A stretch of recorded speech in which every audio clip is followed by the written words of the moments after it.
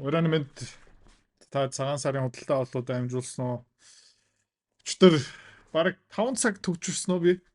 Тэ хамаг ажил алдсан. Өнөөдөр жоохон гайгүй байна. Алхаа явсан учраас. За гэхдээ хэдүүлээ хөрөнгөний зах зээлийн шинжилгээ хийцгээе. Ханаас эхлэх юм бэ гэх юм бол хамгийн чухал хэсгээс нь эхлэх ёстой. Өнөөдөр арилжаа байхгүй өчтөр бас арилжаа байхгүй байсан. Хэдүүлээ ханаас эхлэх юм бэ гэх юм бол Magnificent 7-аас эхэлнэ. За энэ дотор 7 компани байгаа. Долоолоо технологийн компани эсвэл технологи толботой IT хэвлэлийн ухааны дэд бүтц гих мэтчлэн тиймэрхүү үйлдвэрлэгч үйлчлэгээ ханган нийлүүлэгч гих мэт. Окей. Тэгээ ханаас эхлэх юм бэ гэх юм бол Netflix компаниас хэдүүлээ эхэлцгээе. Та нэг харж байгаа юм бол 2024 оны ёроолноос 270% өсөлттэй байсан. Тэгээ хэдүүлээ Fibonacci extension-ыг гаргачаад за ханаас за эндээ гаргачих. Ингээд үзэх юм бол тэ 0.7 руу явж чадаагүй 0.6-ыг ч гэсэн эвдэж чадаагүй тийм учраас бүрэн нэг extension руу юу нь яваагүй.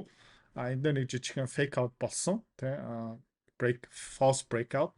Энэ дээгүүр хаач чадаагүй. Тэгээд ерөнхийдөө 0.6-ийн төвшөнд явсаар байгаа. Тэгэл буцаага доошо буурсан. Одоо хэдүүлээ энийг устгачаад энийг эхний retraction ингээ хараад үзэх юм бол 0.6-ыг ерөөхдөө цөмбөлцсөн, 1-ийг цөмбөлцсөн.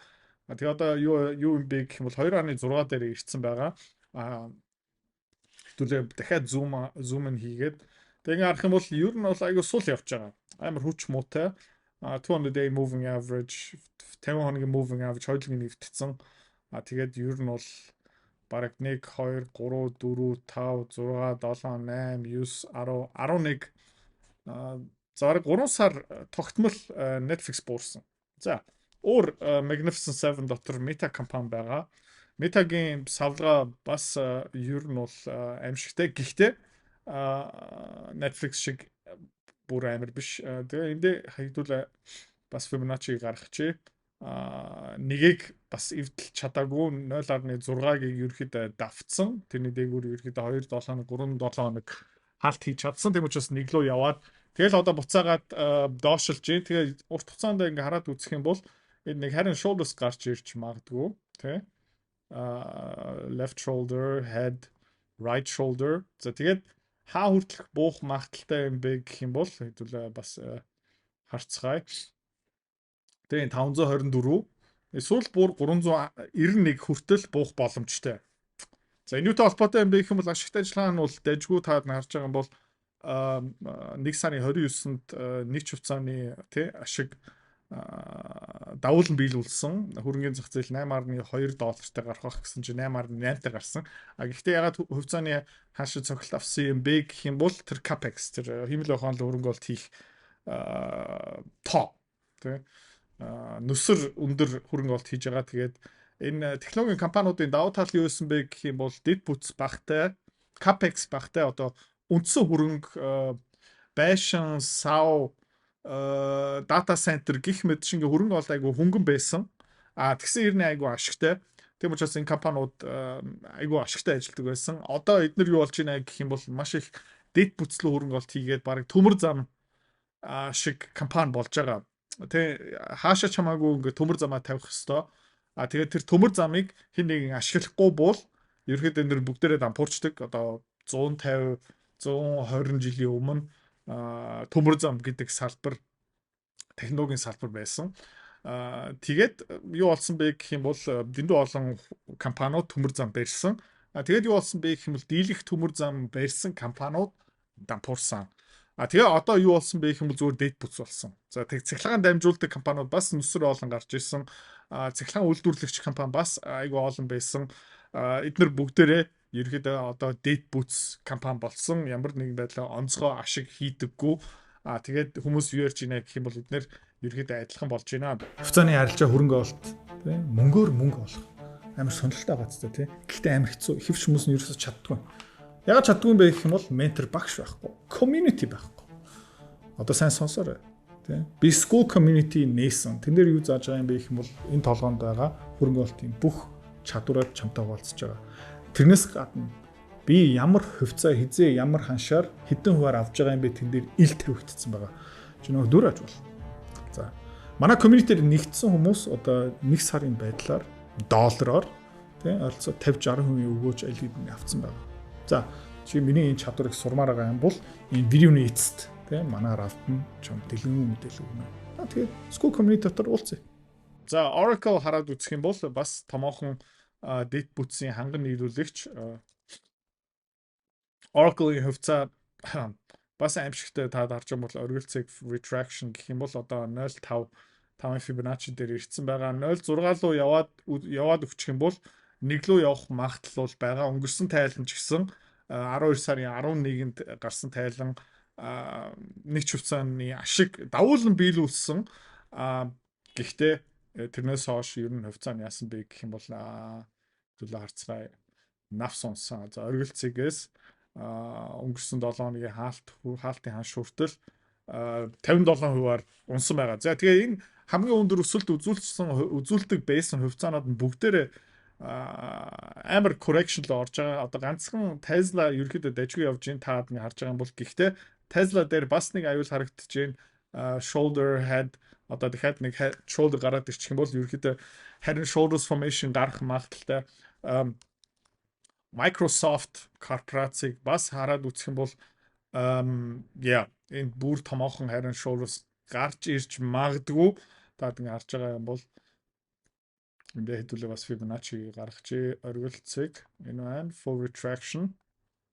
За 0.6-ыг цогсон 0.7-ыг цогч чадаагүй. Тэгээд аимшигтай юм юу юм бэ гэх юм бол shoulder head эндээ одоо нэг shoulder гарч ирэх магадaltaй. Тэгээд нэмээд энэ double top тэ хоёр top double top гараад ирсэн байна. Тэгээд ерөнхийдөө хүмүүсийн итгэл итгэлийн алдсан дахиад итгэл нь хүрээд одоо алдсан. Тэгээ одоо ер нь айгу хүчтэй айгу том correction дотор орсон байна. Тэгээ хэдүүлээ correction хаа хүртэл явсан бэ гэх юм бол 28% уналт ирсэн байгаа. За. Тэгээд энэ хөрөнгө зах зээл энэ хөрөнгө оруулалтын сан ман дотор дийлэх хувьцаа нь юу юм бэ гэх юм бол Magnificent 7 хувьцаа. За тэгээ хэдүүлээ энэ бас хараад үзэх юм бол амар урт хугацааны distribution phase те 50 хоногийн moving average эвдсэн. Өнгөрсөн 7 хоног өнгөрсөн 5 дахад 200 day moving average дээр Magnificent 7 ирсэн байна. Тэгээд эндээ хэдүүлээ бас ер нь бол Fibonacci extension-ыг гаргаад үзэх юм бол 0.6 дээр одоо ирсэн байна. Энийг цогчих юм бол 1 рүү хүрэх магадлал бол байгаа. Тэгээд тэр хаана юм бэ гэх юм бол $59. Тэгээд юу болох магадaltaй юм бэ гэх юм бол бүх хүний багц дотор энэ Microsoft энэ Magnificent 7 байгаа учраас бүр ингэ доошоо цохоод энэ $50 хүртэл унах магадaltaй. Тэгээд юутай төстэй харагдаж байна гэх юм бол энэ үедээ ер нь бол жоохон төстэй харагдаж байна. Тэгээ энд хэдүүлээ хараад үзье. Оргилцэг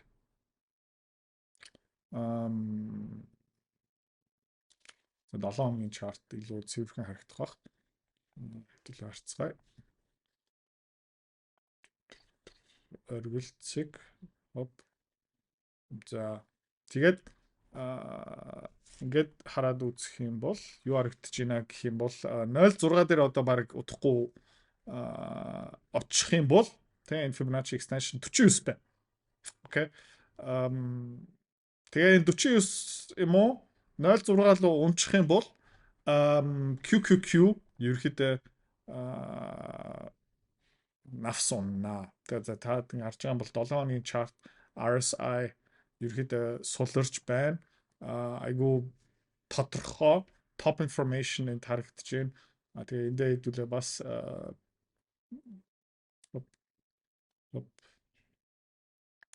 тэгээ 1.6-г давт хальт давсан. Тэгээ одоо 200 day 50 day moving average-ээр ирсэн байна. Тэгээд ер нь бол айгу царай муу харагдаж байна. За ингээ бүр хойш нь татаад үзье. Тэгээ target нь ер нь бол хаана байна гэх юм бол энэ нэгийн төвшингийг эвтчих юм бол 0.6 руу буурах юм бол 520 гэсэн үг. 520 руу буураад эхлэх юм бол QQQ тэ холбоотой энэ S&P 500 бас top information дээр харагдаж байна. Гэхдээ нэг юм хэлэх ёстой. Uptrend нь бол хүчнтэй хിവэрэ байгаа QQQ S&P 500 дээр. Гэхдээ Magnificent 7 дээр uptrend бол ерөөхдөө богино хугацааны uptrend юу гэж хэлж болох юм бэ гэх юм бол ер нь бол одоо яг хугарлын цэг дээр явж байна. За ер нь энэ uptrend харагдаж байна. Энд нөө жижигхэн fake out. Энэ Donald Trump-ийн томоохон тариф марифтай холбоотой. Тэрнээс хойш ерөнхийдөө Magnificent 7 uptrend буцаагаад авч чадсан. Одоо яаж ийна гэх юм бол дахиад нэг циклтэй. Та нэг харж байгаа бол нэг мөчлөг нь ингээд тэгээд одоо нэг correction руу орох магадaltaй шүү. Тэр том correction юм бэ гэх юм бол хэдүүлээ юунаас харах боломжтой юм бэ гэх юм бол энэ за 2 жилийн Японы тий засгийн газрын бондын хүү хаана ирсэн байна гэх юм бол урт хугацаанд хэдүүлээ бүр сарын түвшинд гаргачээ. Энийг өмнө би ярьж ирсэн. За энд нэг томоохон 2008 9 оны resistance эвдсэн 2000 тий 7 оны resistance 8 оны resistance-ийг сая эвдчлээ. Нүсэр том basic formation энд харагдаж байна. Тэгээд саяны энэ өсөлт бол амжигтай. Маш богино хугацаанд ер нь бол энэ Японы засгийн газрын бонд ерөөхдөө ингээ явцсан 0.6-ыг бүр ингээ тоохгүй яваад өгсөн. За тэгээд нэгийн түвшин Японы засгийн газрын бонд 2 жилийн хугацаатай 1.5 мав тэгэхээр 2% руу хүрээд явчих юм бол ер нь бол хэцүүднэ. За 10 жилийн хугацаатай Японы засгийн газрын бондыг ингээ хараад үзэх юм бол ер нь бол яг адилхан дүр зураг харагдаж байна. Бүр аимшигтай. Тэгээд энд юу үзүүлж байна гэх юм бол Японы засгийн газрын хүүгийн түвшин ерөөхдөө өндөр үнэтэй болж эхэлж байна. Хүмүүс ерөөхдөө Японы засгийн газарт бол итгэхгүй байна. Японы засгийн газар хувийн хэвшил санхүүгийн байгууллагуудаас ерөөхдөө санхүүжилт авахын тулд яах ёстой юм бэ гэх юм бол хүүгээ ингээд дээшлүүлэх ёстой. За тэгээд энэ ерөөхдөө хаашаа заагаад байна гэх юм бол ядаж даблдах баха. За эндээс тий хасах хүүтэй байсан ковидын үеэр тэгээ энийг ерөөхдөө ингээд даблдаа үзчих юм бол тий 4.3 руу ингээд яваад ирэх юм бол carry trade Япон yen хүмүүс зээлээд тэгээ яадаг юм бэ гэх юм бол Америк хөрөнгөний зах зээл рүү ингээд хөрөнгө олт хийдэг. Гэхдээ Японы йений хүүгийн түвшин үнэтэй болоод ирэх юм бол энэ тэр carry trade тэр арилжаа ерөөхдөө зогсон гэсэн үг. Өмнө зээл авсан, йен зээлсэн, тэргүүрээ дамжуулаад Америкийн долларын хөрөнгөний зах зээл хөрөнгө олт хийсэн хөрөнгө олтуудаа зарж эхлэн гэсэн үг. Энээс болж ер нь бол энэ хөрөнгөний зах зээл томоохон савлгаа авах боломжтой. За хэдүүлээ бас юу хармаар байна гэх юм бол Японых биш Германы засгийн газрын бондыг хэдүүлээ харцгаая. Герман улс тий Европын эдийн засгийн одоо чулуу гэсэн үг. Гэхдээ та энд юу харагдж байна гэх юм бол хямдхан нефт газ дууссан. Оросын газ нефт байха болсон, эдийн засгийн өсөлт нь байхгүй болсон. Тэгээд юу харагдаж байна гэх юм бол бас аимшигын дүр зураг харагдаж байна. За ер нь бол 90 оноос хойш та харж байгаа бол бүр 80 оноос хойш юу болсон бэ гэх юм бол Германы засгийн газар Германы эдийн засаг өсөлттэй байсан. Тэгээд хүүгийн түвшин гээд хямдхан буурал нэг хэсэгтээ бүр ингээд та харж байгаа юм бол бас хасахтай хүрээд одоо энд юу харагдаж байна гэх юм бол аимшигын flag харагдаж байна. Окей. За хэдүүлээ эндээ бас 7 хоногоор зум ин хийчихье. За тэгээ энэ юу юм бэ гэх юм бол аимшигтай flag. Тэгээ эний таргет нь хаана яваад байгаа юм бэ гэх юм бол энэ flag-ийн ёроол өргөл цэг хүртэл тэгээ энийг даблдчих. За тэгэд ер нь бол Германы эдийн засаг хүнд байдалтай ороод эхэлсэн байгаа. Одоогийн байдлаараа 10 жилийн хугацаатай хүүгийн түвшин 2.7 молоо. Тэгээд ер нь бол хаашаа зааж ийнэ гэх юм бол энэ 6 мурга 6.4 мөрөлөө. За Европын номер 2 эдийн засаг Франц улс ер нь бол эдгээр бүгдээ яг адилхан харагдаж байна. Энэ бүр 80-ад оны зураг. 80-ад оны үеэр Францын засгийн газрын бондын хүү 8.9-тэй байсан. 90-ад онд ингээ буураад тэгээд юу болсон бэ гэх юм бол та ингээ харж байна. downtrend, мөнгө хөвлөсөн социализм, бүүмэр эдийн засаг одоо ерөөхдөө энэ цаг үе дууссан. Энд бас юу харагдаж байна гэх юм бол бас нэг аимшигын flag харагдаж байна. Тэгээ энийг харагдана юу хаана байна гэх юм бол тэ ерөөхдөө тэ нэг амар flag байна. Тэгээ харагдана хаана юм бэ гэх юм бол энэ дэшээ даблтжээ. Тэгээд ерөөхдөө хаашаа зүгэлж байна гэх юм бол 7 8. Тэгээд ер нь бол энэ 10 10 ч гэсэн байх боломжтой. Тэгээ энэ үеэр юу болох юм бэ гэх юм бол зүгээр Европ байхгүй болно гэсэн үг. За саяхан Голланд юу хийсэн бэ гэх юм бол хэдүүлээ харцгаая. Голланд улс ерөөхдөө өөрийнхөө эдийн засгийн сүрүүлэхээ шийдсэн. Тэгээд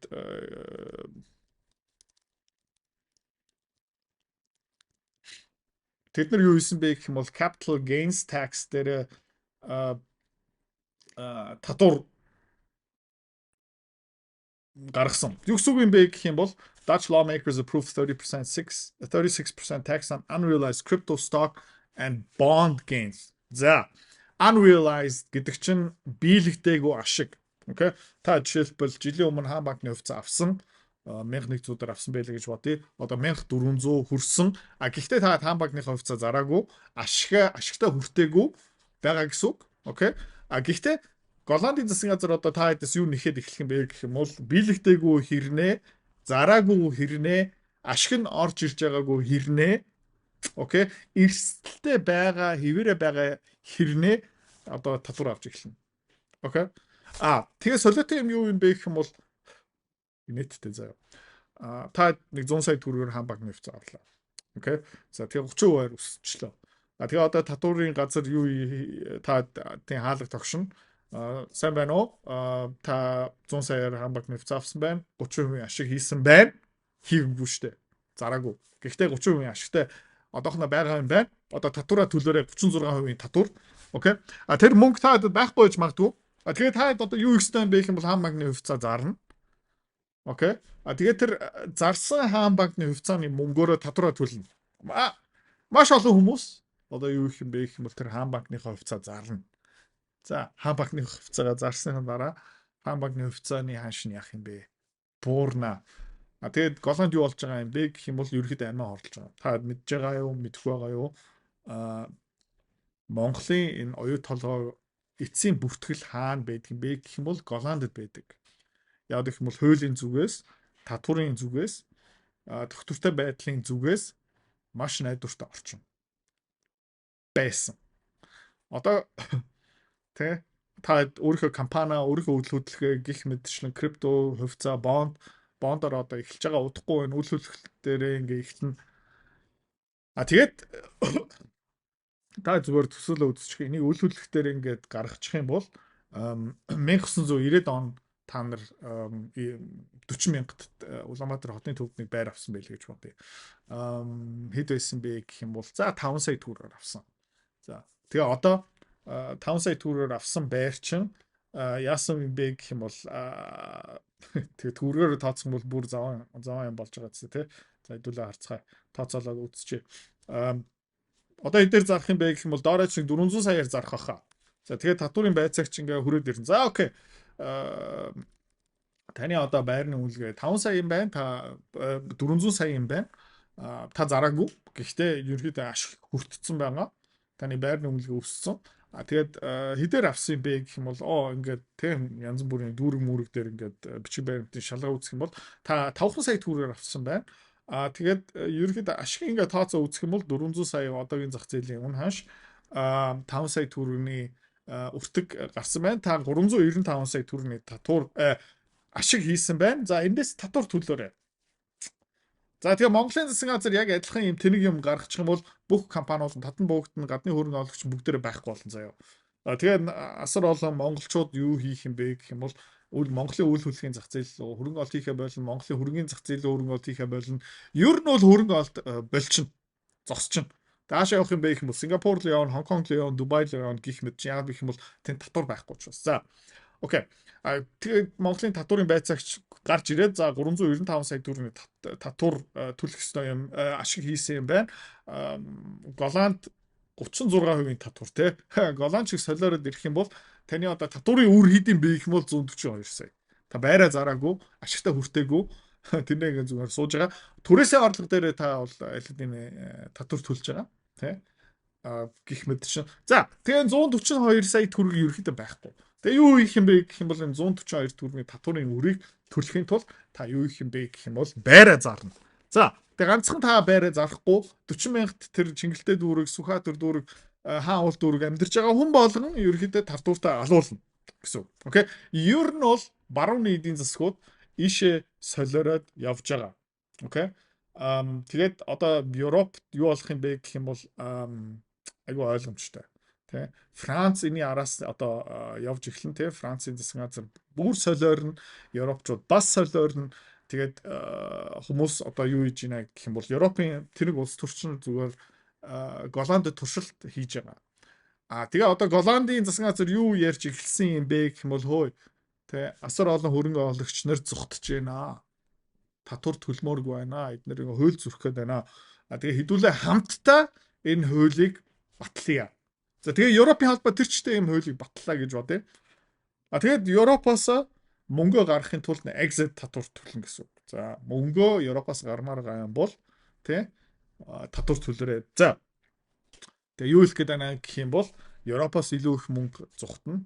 Хаашаа явах юм бэ гэх юм бол Америк руу явна. За дараагийн сонгуул удахгүй болох ч байгаа энэ 100 Америкт болох ч байгаа сонгуул дээр энэ капитализмыг дэмждэг хүмүүс тий саруул эрүүл ухаантай хүмүүс дэмжихдэггүй юм бол Америкт бас яг адилхан тэнэглэл болох магадaltaй. Kamala Harris, Joe Biden сонгуул дээр яалах байсан бол эдгээр бас яг адилхан ийм биелэгдэггүй хэрнээ ийм татварыг нэвтрүүлэх санаатай. Elon Musk хартаа хэдэн зуун тэрбумтай дараараа гих мэт чинь тэгэл солиоруулсаар агаад эдийн засгийг ална. Миний таамаг юу юм бэ гэх юм бол Америкт арай тийхгүй баг.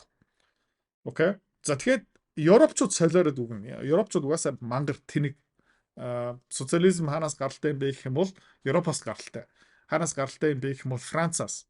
Тэ? Франц гих мэт шин тэр Бельги, Голланд бүгдээрээ жоохон тэнэгтэх дуртай. За тэгээд дайн хийж байгаа өөрийнхөө ард иргэдээ ингээ саагаа дуусгах чинь компаниудаа саагаа дуусгах чинь эдийн засгаа сүрүүлж чинь тэгээд эцсийн арга гаргалгаа юу юм бэ гэх юм бол окей бид нэг өгтлээ тэнэгтлээ төр засагт тий засгийн газрын ажилтны тоо дэндүү олон юм байна хэдүүлээ цомгтол хийхгүй бол манай ард түмэн манай эдийн засаг тий өөх гээд байна гэж тэдний амнаас хизээч гарахгүй юу хийдэг юм бэ гэх юм бол дэ хийдэг байхгүй Путиний буруу Лукашенкогийн буруу тэгээд эцсийн Дональд Трампын буруу тиймэрхүү тэнэг юм яриад эхлээд тэгэл хариуцлагаасаа тэгж мултардаг. Тийм учраас аюул олон дайн тэнд болдог. Санхүү эдийн засаг ард түмэн зовлон ихтэй улс төрийн тогтворгүй байдал үүсэд гараад ирэх юм бол улс төр чинь яадаг юм бэ гэх юм бол ерөөдөө эдийн засгаа алдаагаа хүлээн зөвшөөрдөггүй. Тас гүрийх боломж байгаа юм бол тас гүрийн зууралтна. Тэгээд ерөөдөө сүрцэн юмыг улам сүрүүлнэ. Тэгээ эцсийн хариуцлага хүлээж авахгүй хурууга хаашаа заадаг бэ гэх юм бол Путиний буруу, Лукашенкогийн буруу, Дональд Трампын тарифын буруу гих мэтчлэн тэгээд юу гэдэг юм бэ гэх юм бол эдийн засгийн дайн хийгээд эхлэн тэгээд дараа нь бодит жинхэнэ одоо дайн хийгээд эхэлдэг юм аа. За, окей. Өнгөрсөн тавтахад сая урчигдэр бас нэг сонирхолтой болсон та юу харж байна гэх юм бол алтны ханш те алт бол аптрен дотор хിവэрэ байгаа. Тавт өдөр ерөөдөө 4892-оос ерөөдөө сайхан хөөрхөн өсөлттэй байсан 5050 хүртэл ингээ яваад ер нь бол ногоон 7 хоногийн close ногоон байсан. Мөнгөн дээр яг тийм биш. Мөнгө ерөөдөө айгуу царамудаа харагдаад эхэлж байна. Тэгээд нэмээд хэдүүлээ бас биткойн руу ороод үзэх юм бол ер нь бол яг энэ triangle-аараа ингээ явж байна. Яг магадaltaй юм бэ гэх юм бол энд одоо нэг жижигхэн flag үүсгээд тий. Тэгэл ерөөхдөө энэ дахиад нэг bear flag өмнө энэ хаана харагдаж ирсэн бэ гэх юм бол энд байсан тий. Энд нэг bear flag энд дахиад нэг bear flag энэ дахиад нэг жижигхэн bear flag, энэ дахиад нэг bear flag. Тэгээ RSI жоохон ингэ дэше явж гин тэгээ өмнөх RSI хаана хизээ хуг авсан бэ гэх юм бол энэ 60-аас дээш 70 хавцаа тэгээ одоо хаана явж байна гэх юм бол 40 мууч. Тэгээ хэдүүлээ ингээд харцгаая 50, 55 хүрээд эхлэх юм бол тэгээ энэ bear flag илүү тодорхой болоод ирэх юм бол хэдүүлээ яах юм бэ гэх юм бол BITI илүү дахиад short-оор орно. За бидний ерөөхдөө нэлээд томоохон арилжаа энэ ZT яг зургийн дагуу явж байгаа хэдүүлээ өнгөрсөн 7 хоногоос бас позиц хийгээд эхэлсэн. Айгүй хөөрх ашиг аваад эхэлсэн байгаа. Та хэд баяр хүргэе. Тэгээ энэний гоё юм юу юм бэ гэх юм бол энэ ZT арилжаа. Тэгээ арай бага мөнгөтэй бага дүнтэй хүмүүст бас өөр альтернатив хөрөнгө олтын бүтээгдэхүүн тавьсан байгаа. Та бас энэ дээр асуух юм байгаа юм бол групп дотор постлоорой. Ravten-гийг таглаад комент үлдээгээрэй эсвэл манай Ravten ямлуу мессеж бичээрэй. Тэгээд энэ юу гэсэн үг юм бэ гэх юм бол түрүүний ярьж исэн хөрөнгө олтын бүтээгдэхүүнтэй холбоотой. За энэ юу үзүүлж байгаа юм бэ гэх юм бол Америкийн 2 жилийн хугацаатай засгийн газрын бондын хүүгийг үзүүлж байгаа. Окей. Хүүн өсөх юм бол энэ хаашин буурж байгаа. Окей. Хүүн буурах юм бол энэ хаашин ингээд дэш явж байгаа гэсэн. За ковидын үеэр Америкийн засгийн газрын бондын хүү буурсан. Тийм учраас ZT өссөн. За ковидын дараа тийм ээ Америкийн засгийн газрын бондын хүү буцаагаад өссөн. Инфляц гих мэтчлэн тэгээд тэ асар их хэмжээний засгийн газрын үрийг roll over хийх хэрэгтэй болсон гих мэтчлэн. Тэгээ одоо юу болж байна гэх юм бол сонирхолтой юм нь заяа TLT хараад үзэх юм бол энэ бол нөгөө 20 жилийн хугацаатай Америкийн засгийн газрын бонд заяа. Ковидын үеэр энэний ханш нь ерөөхдөө бас нэлээд дээш явсан. Тэрнээс хойш ерөөхдөө нэг доошо явж байна. Гэхдээ хүмүүс энэ тэ та нэг харж байгаа бол өмнөх чарт нь ерөөхдөө нэг иймэрхүү дүр зурагтай байсан юм бол 20 жилийн хугацаатай арай өөр явж байгаа. Яагаад тэгж байгаа юм бэ гэх юм бол хүмүүс ч гэсэн Америкийн засгийн газарт 20 жилээр мөнгөө зээлдүүлмээр байна. Окей. Хүмүүс 20 жилийн хугацааны дараа яг юу буцаагаад авах юм бэ? Тийм учраас энэ алтны хааш ингээ өсөө явж байгаа байхгүй юу? Алтны хааш ингээ тэнгэр рүү буужинтж байна. Мөнгөний хааш бас дээшээ явж байна. Зэсийн үн хааш дээшээ явж байна. Хөнгөн цагааны хааш дээшээ явж байна. Бүх үнэт бодит хөрөнгөт үнэлгээ ингээ дээшээ явж байгаа. Бас юу дээшээ явж байгаа юм бэ гэх юм бол 20 жилийн дараа Америкийн засгийн газар худлаа хийж магадгүй. Гэхдээ тэ 2 жилийн хугацаатай 2 жил гайгүй. Тэгээ энийг зарахад ерөөхдөө бас айгүй easy тэ баг бэлэн мөнгөтэй адилхан яагаад гэх юм бол жилийн дараа 2 жилийн дараа бэлэн мөнгөтэйгээ золгон гэсэн үг тэ одоо жилийн хугацаатай хадгаламж гэсэн үг тэргээ процент тавьж болно гэх мэт. Ер нь бол энийг буцаага кэш болгох нь айгүй амархан. Тэгээ хэдүүлээ юун дээр мөрөд тавьж байгаа юм бэ гэх юм бол энэ техник зургийн дээр ерөөхдөө айгүй тодорхой тэ ascending triangle horizontal resistance тэрийг 1 2 3 4 5 6 удаа цохих гэж үзсэн. Одоо ерөөхдөө энэний дээгүүр ингээд breakout хийн, буцаага retest хийн. Тэгээд Европын эдийн засаг, Японы эдийн засаг хүнд байдалтай орох юм бол хүмүүс мөнгө хаашаа хийх юм бэ гэх юм бол ийшээ хийнэ. За тэгээ хүмүүс ийшээ мөнгө хийгээд эхлэх юм бол энэний хааш нь яах юм бэ гэх юм бол дэшээ явна. Тийм учраас хэдүүлээ ийшээ хөрөнгө олт хийж байгаа. Нэг гэрээгээр ингэ худалдаж авч байгаа. Нэг гэрээ худалдаж авахын тулд ойролцоо одоогийн байдлаар $1400, $1500 хэрэгтэй. Тэгээд нэг гэрээний цаана хэр их мөнгө байгаа юм бэ гэх юм бол хөшүүрхтэй бараг $100,000 байгаа гэсэн үг. Тэгээд зүгээр нэг сүртэй нууц биш. Миний авсан бүх гэрээ цаана хэдэн одоо 2 жилийн хугацаатай Америкийн засгийн газрын бондыг өдөрч байгаа юм бэ гэх юм бол бараг л тэ нэг $8 сая үнэтэй. За амар их хэмжээний арилжаа юм шиг байх шиг байна. Нэг сүртэй юм биш. Амар өндөр хөшүүрхтэй. Яагаад гэх юм бол энийг ханшнаар хөдөлдөг байхгүй юу? Та нэг харж байгаа юм бол тэ энийг бас буцаагаад цэвэрлэжээ. 2023 оны 10 сарын үеэр энэний ханш нь хаана байсан бэ гэх юм бол 100.3 дээр байсан. Одоо 104 дээр ирсэн байгаа. Тэ? За 100-аас 104 рүү 4% өсөлт үзүүлсэн байгаа. За тэгээд энэ хэдэн жилийн хугацаа юм бэ гэх юм бол бараг тий 2023 өнөөдөр хүртэл гэдэг чинь бараг 3 жилийн хугацаанд 4% өсөлт. За. Тэгээд 3 жилийн хугацаанд 4% өсөлтөө хэдүүлээ хөрөнгө оруулалт хийх шаардлагагүй. За тийм учраас хэдүүлээ юу гэж нэ гэх юм бол хөшүүрэгтэй futures гэрээ худалдаж авч байгаа байхгүй юу? Окей. Нэг гэрээгээ ингээд $1,100 худалдаж авч байгаа. Тэрний цаана бараг $100,000 засгийн газрын бонд байгаа. За тэр $100,000 засгийн газрын бондны үн ханш 1%-аар өсчих юм бол $1,000 өсөж байгаа гэсэн. За. Тэгэдүүл $1,400-оор нэг гэрээ худалдаж авч байгаа. Цаана байгаа тэр засгийн газрын бонд 1%-ээр өсчих юм бол тийм ээ $1,000 ашиг хийн бид нар $1,400-ийн гэрээ худалдаж авсан. Цаана $1,000-ийн гэрээ худалдаж авсан. За тэгээд ойролцоо ашиг нь 70% байх боломжтой. За тэгээд миний таргет юу юм бэ гэх юм бол эндээсээ харж болно тий. Ер нь бол хавартал барих 107 хүртэл барина. За тэгээд 107 руу хүрчих юм бол тий одоо нөгөө энэ одоо $8 сая хിവэрэ үлдээ чи тэгээд 1.3%-аар өсчих юм бол тий $8,240,000 болно гэсэн үг. Эндээсээ $8 сая хасчих юм бол тий $240,000-ийн ашиг олно гэсэн үг. За гэхдээ одоогийн байдлаараа манай вакцины 7.5 10%-ийг эзэлж байгаа. Энэ арилжаа.